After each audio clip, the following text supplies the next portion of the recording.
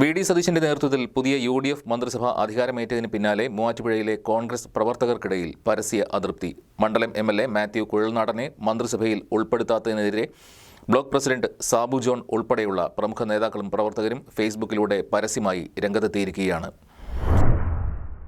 മന്ത്രിസഭാ രൂപീകരണത്തിന്റെ ആദ്യഘട്ടം മുതൽക്കേ തന്നെ മാത്യു കുഴൽനാടന്റെ പേര് സജീവമായി ചർച്ചകളിലുണ്ടായിരുന്നു. എന്നാൽ അവസാന നിമിഷം അപ്രതീക്ഷിതമായാണ് അദ്ദേഹത്തെ മന്ത്രിസ്ഥാനത്തേക്ക് പരിഗണിക്കാതിരുന്നത്. മുൻ മുഖ്യമന്ത്രി പിണറായി വിജയനെതിരെ നിയമസഭയ്ക്കകത്തും പുറത്തും ഒരേപോലെ ശക്തമായ പോരാട്ടം നയിച്ച നേതാവെന്ന നിലയിൽ മാത്യു കുഴൽനാടന് മന്ത്രിസ്ഥാനം ലഭിക്കുമെന്ന് അണികൾ ഉറച്ചു വിശ്വസിച്ചിരുന്നു. മൂവാറ്റുപുഴ നിയോജക മണ്ഡലത്തിന്റെ ചരിത്രത്തിലെ ഏറ്റവും ഉയർന്ന ഭൂരിപക്ഷം കരസ്ഥമാക്കിയാണ് മാത്യു കുഴൽനാടൻ തുടർച്ചയായി രണ്ടാം വട്ടവും നിയമസഭയിലേക്ക് തിരഞ്ഞെടുക്കപ്പെട്ടത്. ഉജ്ജ്വല വിജയവും അദ്ദേഹത്തിന്റെ മികച്ച പാർലമെന്ററി പ്രവർത്തനങ്ങളും പരിഗണിച്ചാണ് പ്രവർത്തകർ വലിയ പ്രതീക്ഷ വച്ചുപുലർത്തിയത്. തിരഞ്ഞെടുപ്പ് ഫലം വന്നതുമുതൽ വി.ഡി. സതീശൻ മന്ത്രിസഭയിൽ മൂവാറ്റുപുഴയ്ക്ക് പ്രാതിനിധ്യമുണ്ടാകുമെന്ന് അണികൾ പ്രതീക്ഷിച്ചിരുന്നു.